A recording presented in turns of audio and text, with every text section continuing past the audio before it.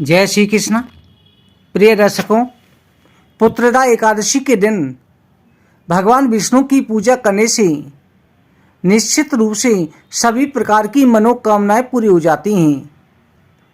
किसी जातक की कुंडली में अगर बृहस्पति कमजोर होता है तो बृहस्पति कमजोर होने से संतान प्राप्ति में रुकावट आती है। यहाँ तक कि वैवाहिक जीवन में भी पति पत्नी के अंदर मतभेद पैदा हो जाते हैं।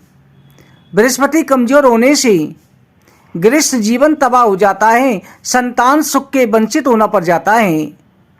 जिन दंपतियों को पुत्र प्राप्ति में संतान प्राप्ति में रुकावट है तो पुत्रदा एकादशी के दिन अगर भगवान विष्णु की पूजा की जाए और साथ में तुलसी के पत्ते का उपाय किया जाए तो निश्चित रूप से सूनी गोद भर जाती है, सभी प्रकार के बंधन भी खुल जाते हैं। प्रिय दर्शकों, भगवान विष्णु को तुलसी अति प्रिय है। यहाँ तक कहा जाता है कि अगर निसंतान दंपत्ति हैं या शादी में रुकावट है या दाम्पत्य जीवन में कलेश रहता है तो तुलसी के सामने नित्य प्रति घी का दीपक जलाया जाए तो निश्चित रूप से मनोकामना पूरी हो जाती है।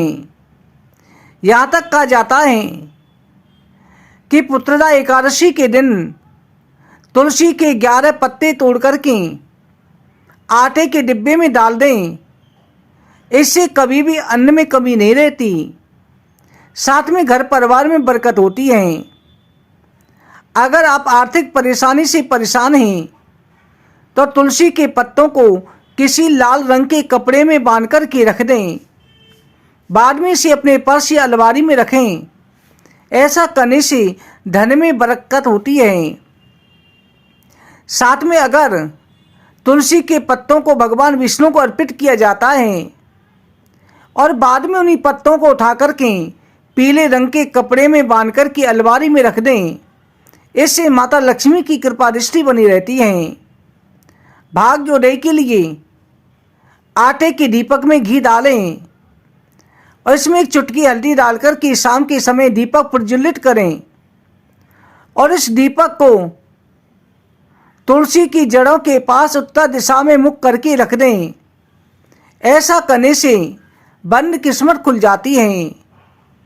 मनोकामना पूर्ति के लिए आप पीतल के लोटे में 4 या 5 तुलसी की पत्तियां डालें और इसके बाद में भगवान विष्णु के सामने 24 घंटे के लिए रख दें। अगले दिन इस जल को घर के प्रवेश द्वार पर डालना है और थोड़ा थोड़ा पूरे घर में छिड़क देना है। बचा हुआ जल जो है घर के मुख्य द्वार पर डाल दें और तुलसी के पत्तों को प्रसाद के रूप में ले लें, तो इससे घर के नकारात्मक सभी दोष दूर हो जाते हैं। इसके साथ में तुलसी की 11 पत्तियों को धूप में सुखा लें और इसमें नारंगी रंग के सिंदूर में सरसों का तेल मिलाकर के उसी सूखे पत्तों पर राम राम लिखें। उन पत्तों को हनुमान जी के सामने अर्पित कर दें, इससे सुख में वृद्धि होती है।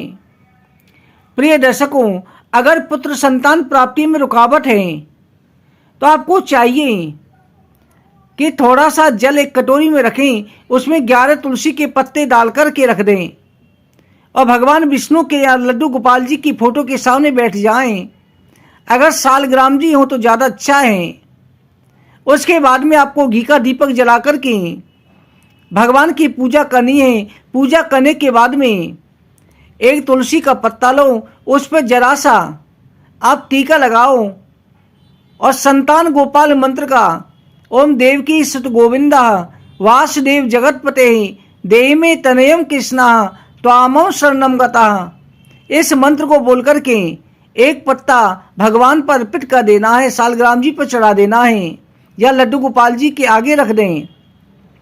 इस तरह से 11 पत्तों को मंत्र बोल बोल करके चढ़ा दें। अगले दिन उन 11 पत्तों को पति पत्नी ग्रहण करें तो निश्चित रूप से मनोवांछित संतान की पुत्र संतान की प्राप्ति हो जाती है। प्रिय दर्शकों, पुत्रदा एकादशी पे इस उपाय को जरूर करें। आगे की और उपायों की वीडियो को जानने के लिए चैनल को सब्सक्राइब करें। जय श्री कृष्ण।